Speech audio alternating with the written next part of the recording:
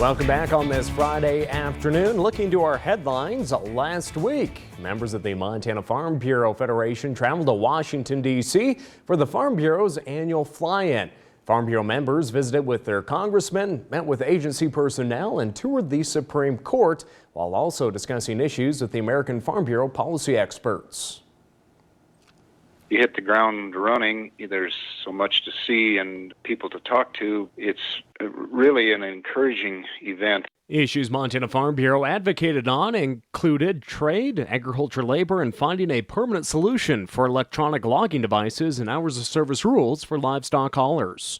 There's effort there to make that more doable. One of the things they are working at is putting a 150-mile radius on both ends of a trip, that the logbooks cease at that 150-mile marker, which if you get 300 miles closer to your destination, that makes a huge difference in our world. There's some of that going on that would really make it worthwhile. For over 5 years at the state and national level, Farm Bureau worked to see the repeal and replacement of the 2015 Waters of the U.S. rule with a common sense one. The new water rule probably was the most exciting thing to me and proves what goes on there, and that the waters of the U.S. was very much an overreach by the government. You think that was awful at the time, but in the long run, it's a good thing it was so over the top, because it was then able to be rescinded, and now the new rules are very clear. We sat down with the EPA water scientist, and he explained how the new rules are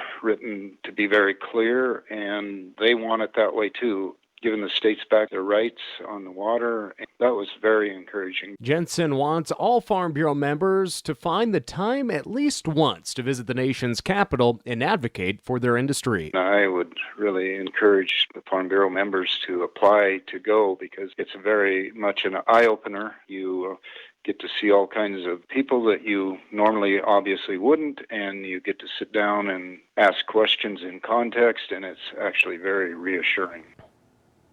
While at USDA, the group visited with staff members where they discussed new animal traceability rules, brucellosis, and chronic wasting disease, as well as the beef checkoff. For more, visit mfbf.org.